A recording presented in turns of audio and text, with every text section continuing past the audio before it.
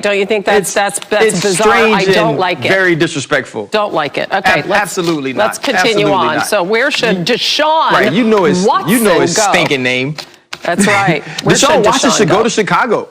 Ooh, Deshaun Watson should go to Chicago. You heard what Louis Riddick said. Louis Riddick said if he was the GM, if he was head coach Matt Nagy, he would give away everything to get Deshaun Watson. He said he doesn't even care about the future of the organization. After that, this is the move that you need to make, and it is. Listen, this is the opportunity to put right what you did wrong by drafting Mitchell Trubisky number 2 overall.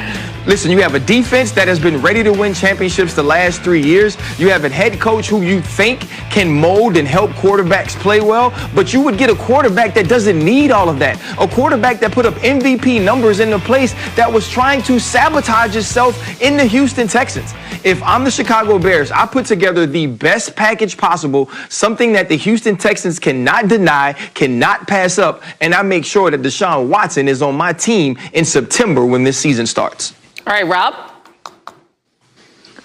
RC, I like that idea because I got a lot of friends back home that would love that. But Will Smith said it best. Party in the city where the heat is on all night on the beach to the break of dawn. Welcome to Miami. What is I'm happening? going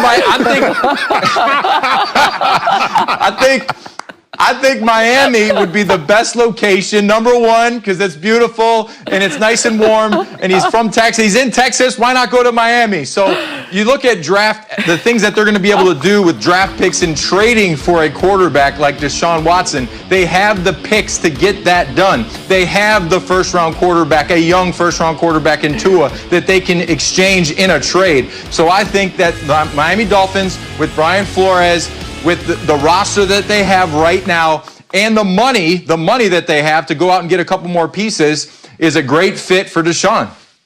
Yeah, Rob, that was really good. And you had the whole neck thing going on. I mean, really impressed. That was good. But that was solid. I honestly think you were just a little more animated on Get Up earlier this morning. Roll tape. Don't worry about it, okay? I woke up this morning, I had myself a slice of pizza deep dish, okay? I turned on Get Up this morning, and we're talking about my team, the Chicago Bears. There ain't no way that we don't win a Super Bowl if we get Deshaun Watson. There ain't no way. I'm recovering well from my heart attack. I just got my blood work back. My blood type was ragu and beef sausages. Go get Ditka, get the cigars. We're going all the way. Da Bears. Oh my God, that was a good Ditka. You were like, what was in your coffee this morning? I had that extra bold coffee this morning, got me going. He can sing, he can dance, he's a comedian, he can do imitations, he can do it all. And I'm with you, like go to Miami and forget snowy Chicago. But Indeed, that's absolutely. another story. Thanks, fellas. Rob, that's a good one.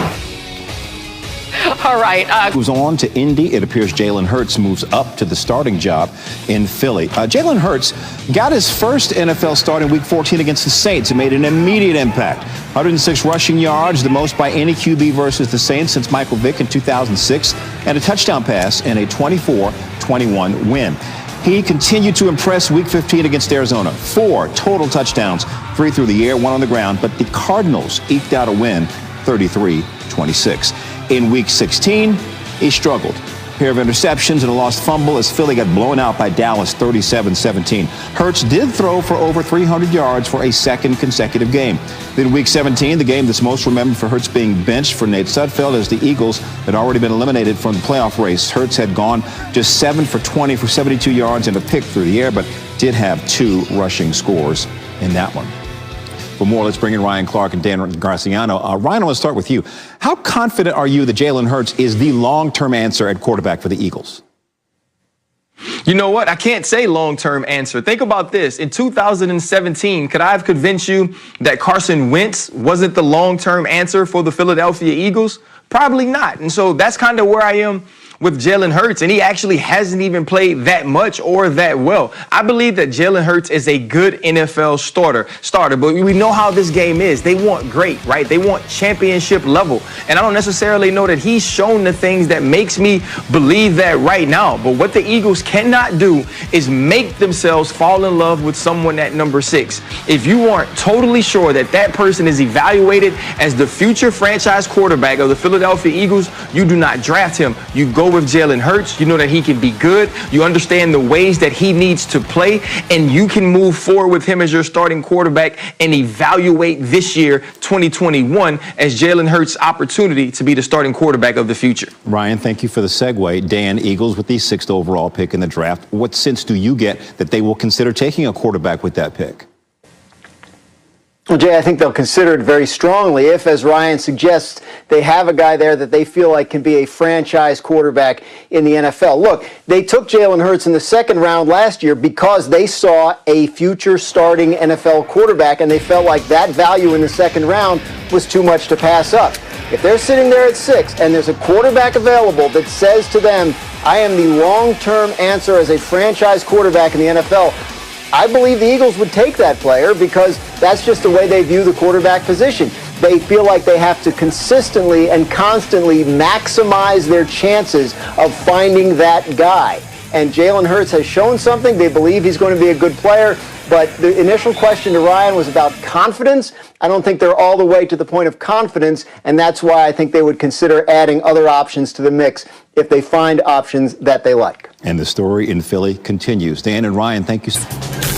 It's about time we turn the corner defensively. Like, no team is going to win anything in this league if they don't get stops. It's about time, and we heard them loud and clear the last few games. And it is, one of our points of emphasis when we go into games is just stay connected no matter what. Well, it's okay to get angry on the defensive end and be physical in the league. We're not friends with these guys out here trying to win. Let's just keep going. We'll see them down the line again, and we look forward to it with a whole entire healthy Lakers team. That's what we really wanted.